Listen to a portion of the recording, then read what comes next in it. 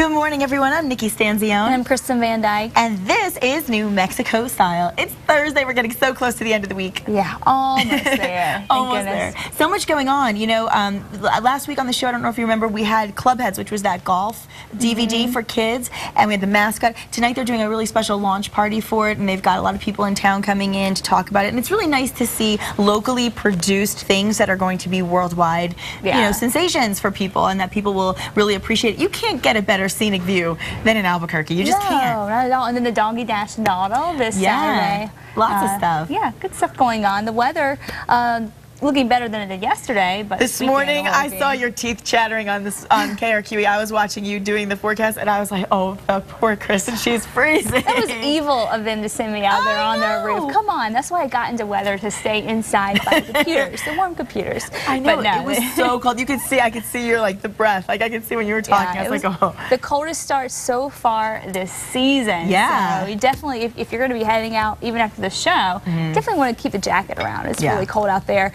31 right now at the Sunport. Winds are out of the north at 7 miles per hour, making it feel like it's in the 20s, but beautiful out. A lot of sunshine. And looking at temperatures around the metro area, Placitas 29, 25 up in the Heights right now, 16 in Tijeras.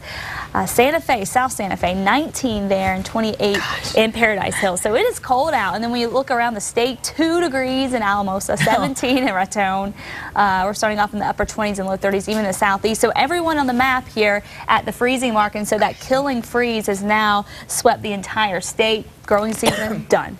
Highs today a little better than yesterday. 56 in Albuquerque, upper 50s in the southeast, and we're looking at highs in the upper 40s to low 50s up in the northern part of the state. So as we head through the day, a lot of sunshine, a little milder this afternoon, less wind, which is really good news there. And then going into tomorrow, another warm one ahead of the next system, where we'll keep a close eye on that system as it heads closer to us this weekend. Of course, we'll take a look at that 7-day forecast coming up. Yeah, and the lesson to be learned is layer up for the day, right? Yeah. Layer it up. Now let's check in with KRQE News 13 anchor Matt Mauro for today's news headlines. Hi, Matt. Hey. Good morning, Nikki. Good morning, Kristen. And good morning to you. Well, besides that chilly weather, a lot of news going on today at 8:03. APS Superintendent Winston Brooks is now taking some heat for changing a rule to let a state legislator who works for the district keep collecting paychecks while she's at the roundhouse. This issue is all about this veteran Democratic State Representative Cheryl Williams Stapleton. She's also a well-paid APS administrator. Now, before Mr. Brooks changed the rules, only teachers who are also legislators were able to get paid while they're working up in Santa Fe. That's worked into their union deal. But as an administrator, you, the taxpayer, are not supposed to pay Ms. Stapleton's salary when she's off politicking. But we're told she deliberately did not take political leave from APS, cheating taxpayers out of more than $160 grand over the years. When the superintendent found out, he didn't punish her or make her pay back the money. Instead, Mr. Brooks changed the rules. I just think it's unfair that you have one employee group who can go up there and get paid, and another employee group who goes up there and cannot be paid. Some legislators are calling it corruption. In fact, one has even called for an investigation into what Mr. Brooks did. Now, the superintendent maintains that he did not give Representative Stapleton any special treatment. He just wanted to level the playing field. You may have noticed something different at UNM's campus. Recently, the Unoccupy Albuquerque protesters are now back at Yale Park. Yesterday, one of those protesters, Sebastian Pais, ended his hunger strike that's been going on for a week after he met with the university's president, David Schmidley, to reach an agreement on rules that the protesters say they're going to follow while on campus. These include no kitchens or no tents, so basically no camping out there, and campus security is always going to be nearby to make sure everybody stays safe. The protesters are now allowed to be in the park during certain hours, 5 to 10 on weekdays and 11 to 5 on weekends. Also, protesters now want to be able to be on campus at any time. They're working toward a permit on that. Well, Kirtland Air Force Base is set to lose 82 jobs after the U.S. Air Force announced it's going to cut about 9,000 jobs all across the country. The cuts announced yesterday, they mean that many of the Albuquerque base's open positions are not going to be filled. Cuts in defense spending also mean that programs aimed at attracting Latino employees are at risk. About 18% of Kirtland's 2,000 employees there are Latino. Albuquerque Mayor R.J. Berry has officially signed a plan that is going to save money for the I-25 Paseo del Norte interchange. Yesterday, Berry announced the city has applied for a $35 million federal grant that the city hopes will help cover some of the costs. At 8:05, as winter quickly approaches, as Kristen said it's doing, so does bedtime for a lot of animals. Hibernation for them is coming up real soon. So workers at the Rio Grande Zoo are getting ready to tuck reptiles and amphibians into bed, so to speak. So News 13's David Romero shows us how they do it. It's as close to nature as you can get indoors. It's not a true hibernation, but for reptiles, it's something we call brumation, and we get them ready to sleep for the winter. The reptile crew at the Rio Grande Zoo will have their hands full over the next few weeks, lulling these little guys to sleep. And we just start every day. We come in and we turn it down a couple of degrees, and over about the course of the week, we'll drop it down 5 degrees or so until we hit that 50-degree mark. And that may take us a couple of weeks. And we wait for about 6 weeks, and we slowly start to bring that temperature up. You don't want to shock them by taking them down quick or bringing them up quickly. It's a gradual thing. The whole process isn't just for the animals to get some rest. It stimulates the breeding. A lot of these snakes just will not breed in captivity if we don't reset that clock, if we don't put them into brumation. Despite the controlled environment, nature still takes its course. They do know that it is changing outside. Even though we keep them inside at a constant temperature, they do have that rhythm. They do have that inset instinct in their brain that tells them that winter's coming. Just because some of the creatures are snoozing doesn't mean you'll be met with rows of empty displays when you make your winter trip to the zoo. A lot of this stuff is in the backup area. If we do pull something off exhibit to brumate, we'll put something in its place. So the visitors who come out to the zoo won't be missing anything at all.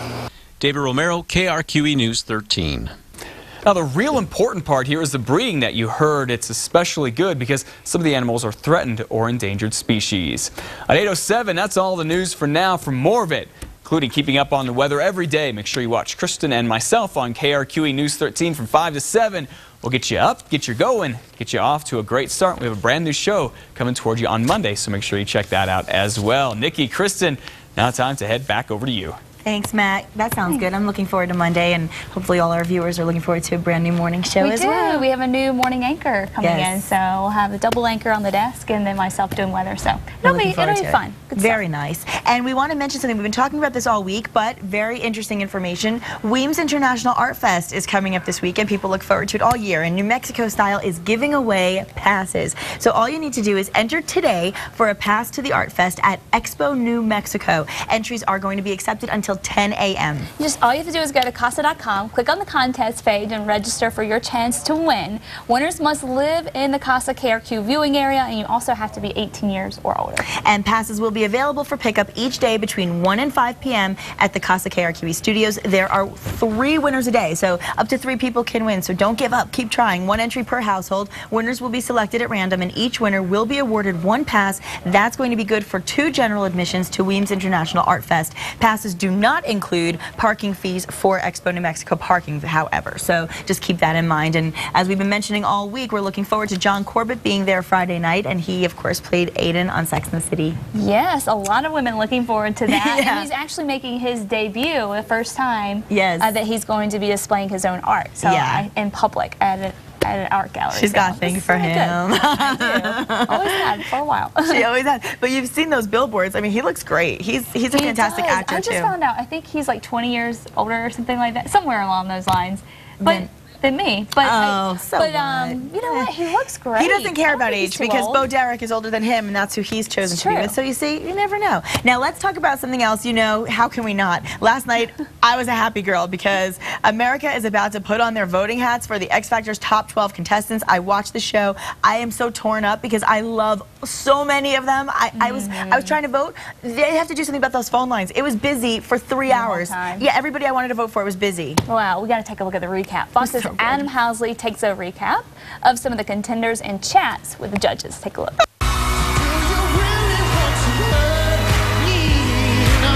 Turn up the pressure. The X Factor Top 12 perform live for America, and now viewers get to decide who stays and who goes home. Next time, homeboy should believe us. Holding your arms if you really want to keep it just. We got a lot of cats in our bag that we're going to let out as the show goes on. I just hope that when I sing or whatever I do, I just hope America enjoys me and loves me and votes for me.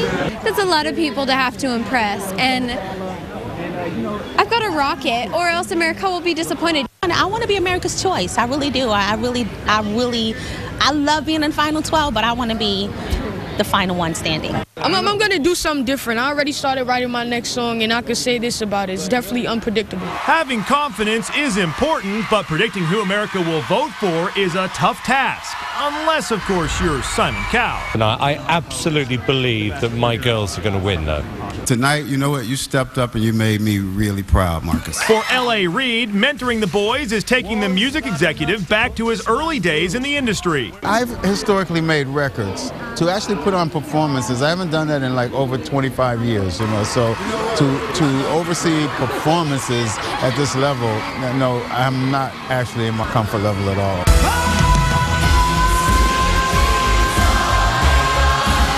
And just like the performers who they mentor, each song, each production takes a lot out of the judges. You rose to the occasion, you know, you've been putting in the hours with me. I put in the hours. I worked 12 to 15 hours, 7 days a week. I've not had a day off. They're not only talented singers, but they're artists, and they're legit, and they've, you know, it's their time now. You know, they've worked to get here. Josh, that was a soul-stirring performance. That was so beautiful. In Hollywood, Adam Housley, Fox News. Now, of course, that was last week. That was before last night's performances. Last night, if you missed it, some people still have to watch it on DVR. I'll tell you ones to watch for. Definitely, Simon's right, because Melanie, one to watch for sure. Drew, another one to watch for. Love her. And Stacy on Nicole's team, she's one to watch. Josh as well. And all the groups.